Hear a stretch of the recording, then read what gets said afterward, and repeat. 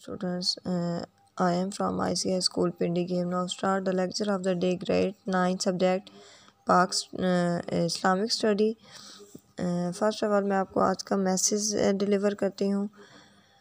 यानी अच्छा इल्म वो है जो दिल से निकल कर अमल से ज़ाहिर हो। यानी अगर हमारे पास इल्म है लेकिन हम उस पर अमल नहीं करते तो उस इल्म का कोई फ़ायदा नहीं है, सिर्फ जस्ट अगर हमारे दिल में ही रहता है। तो हमें चाहिए कि हम अपने इल्म को बढ़ाएं ताकि हमारा इल्म बढ़े और हमारे अमल से ज़ाहिर हो कि हम इल्म वाले हैं। ठीक है, हमारा प्रीवियस लेक्चर था, आयात हमारी कंप्लीट हुई थी।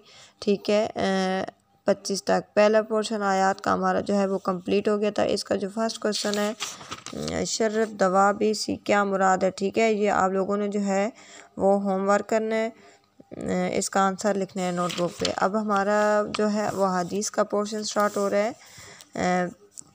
ठीक है, पहली हदीस है हमारे पास अफ़ज़लुल अमाल ला इलाहा इल्लल्लाह व अफ़ज़लुद दुआ इस्तिग़फ़ार। तर्जुमा सबसे ज़्यादा फजीलत वाला इल्म ला इलाहा इल्लल्लाह है और बेहतरीन दुआ इस्तिग़फ़ार है। ठीक है, हज़ूर अकरम सल्लल्लाहु अलैहि वसल्लम की इस हदीस मुबारक के दो हिस्से हैं। ठीक है, पहला हिस्सा कौन सा है कि जिसमें अल्लाह ताला की तौहीद के इकरार को सबसे ज़्यादा फजीलत वाला अमल करार दिया गया, नहीं ला इलाहा इल्लल्लाह। ठीक है, और दूसरा जबकि दूसरे हिस्से में बेहतरीन दुआ इस्तिग़फ़ार है, यानी इस्तिग़फ़ार हमने करनी है, यानी अल्लाह के हजूर अपनी गलतियों और गुनाहों की माफ़ी तलब करके नेक को सबसे फजीलत वाली दुआ करार दिया गया है।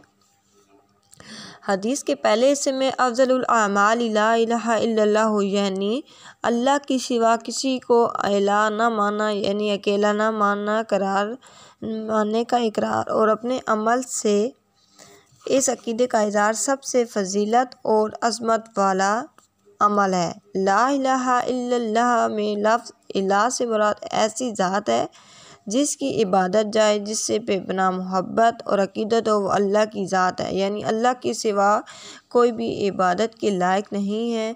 उसी की बाबरकत ज़ात जो है वो तमाम खूबियों की मालिक है, जिसने हमें पैदा किया, हमें अक्ल और बसीरत दी और बसीरत यानी देखने की ताकत अता की, हमें न सिर्फ ज़िंदगी दी बल्कि ज़िंदगी की तमाम नेमतें अता की।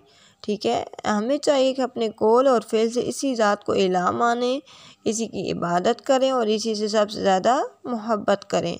अब हदीस का दूसरा पोर्शन जो क्या है वह अफ़ज़लुद दुआ इस्तिग़फ़ार।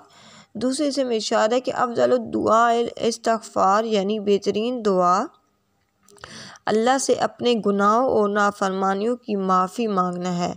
इंसान बाज़ औक़ात दुनिया की ज़ाहिरी रंगीनियों में खोकर अपने खालिक व मालिक की रज़ा के ख़िलाफ़ किसी गलती या गुनाह का इर्तिकाब कर बैठता है। लिहाजा अल्लाह को इलाह मानने का तकाज़ा ये कि इंसान अपनी गलती या गुनाह पर नादिम और शर्मिंदा हो।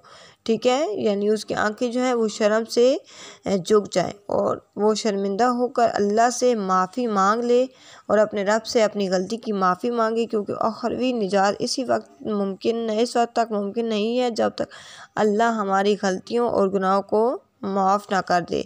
अब अगर कोई अल्लाह की निगाह में पसंदीदा और महबूब बनना चाहे तो इसे चाहिए कि चलते फिरते उठते बैठते जिलो जान से ला इलाहा इल्लल्लाह और इस्तिग़फ़ार का इज़हार करता रहे।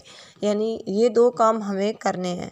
ठीक है, हमेशा अल्लाह ताला का जिक्र करना है, ला इलाहा इल्लल्लाह मुहम्मदुर रसूलुल्लाह। ठीक है, और दूसरा दुआ है कि अस्तग़फ़ार अस्तग़फ़िरुल्लाह रब्बी मिन कुल्लि ज़ंबिन अज़नबतुहु व अतूबु अलैह। ठीक है, ये जो इस्तिग़फ़ार है ये हमें हर वक्त पढ़नी चाहिए और अपने रब से इस्तिग़फ़ार करते रहना चाहिए, अपने गुनाहों की तौबा मांगते रहना चाहिए। अब दूसरी हदीस है हमारे पास तलबुल इल्म फ़रीज़तन अला कुल्लि मुस्लिम। इल्म की तलब, ठीक है, तलबुल इल्म की तलब फ़रीज़तन फ़र्ज़ है अला पर कुल्ले हर एक मुसलमान यानी मर्द औरत पर। इल्म की तलब हर मुसलमान मर्द औरत पर फ़र्ज़ है। इंसान फितरत का बुनियादी तकाज़ा है कि इसे अपनी ज़ात और कायनात के बारे में हर अच्छी और बुरी बात का इल्म हो। ठीक है, इसके बगैर ना तो इंसान दुनिया में तरक्की कर सकता है और ना ही अपने खालिक व मालिक का कुर्ब हासिल कर सकता है। यानी हमारे पास जितना भी इल्म होगा, ठीक है, इल्म के बगैर हम ना आगे बढ़ सकते हैं दुनिया में, ना ही अपने खालिक व मालिक का कुर्ब हासिल कर सकते हैं। इंसान की इसी बुनियाद के पेश नज़र हज़ूर नबी करीम सल्लल्लाहु अलैहि वसल्लम ने इस हदीस में इल्म का हासिल करना हर मुसलमान मर्द औरत पर लाजमी करार दिया है, जबकि हमारे मुल्क में लड़कों के मुकाबले में लड़कियों की तालीम का तनासुब निस्फ है, यानी लड़कों के मुकाबले में लड़कियों की तालीम इतनी नहीं है, लड़कियों को कम तालीम दी जाती है। लड़कियों के मदारिस की तादाद भी आदि है। हज़ूर नबी करीम सल्लल्लाहु अलैहि वसल्लम के इरशाद गिरामी पर अमल करने के लिए ज़रूरी है कि हम लड़कियों की तालीम व तरबियत पर भी तवज्जो दें, ताकि कोई बच्ची अनपढ़ और जाहिल ना रहे, यानी हर बच्ची जो है वो तालीम हासिल करे। इंसान इस वक्त तक अपने मकाम और अल्लाह की तरफ से आयत करदा फ़राइज़ को जान नहीं लेता जब तक वो इल्म की जस्तजू की राह पर गामिज़ा ना हो। दूसरी बात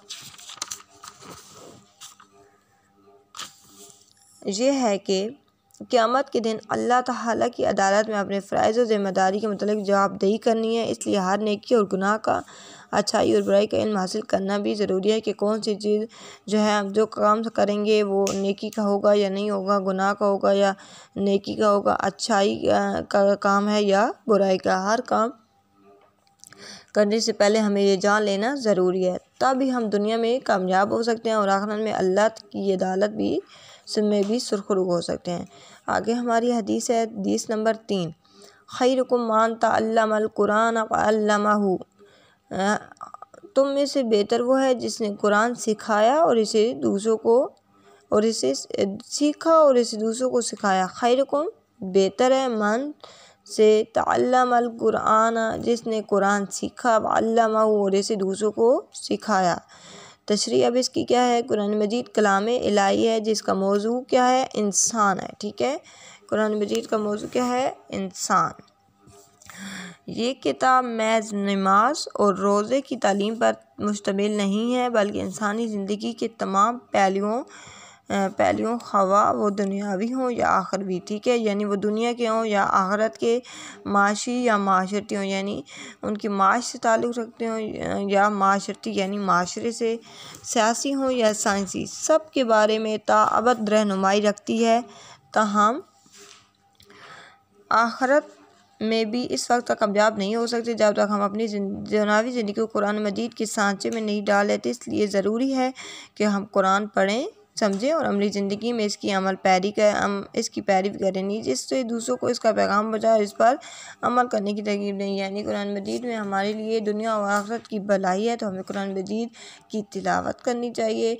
ठीक है, और जो इल्म हमारे पास हो हमें दूसरों को पहुँचाना चाहिए, यानी अगर कोई भी कुरान मजीद नहीं पढ़ा हुआ तो हमें उसको कुरान पढ़ाना चाहिए, और जो चीज़ हमने खुद सीखी है हमें उसको भी सिखानी चाहिए। ठीक है, जिस तरह मैंने आपको पहले मैसेज दिया कि अच्छा इल्म वही है जो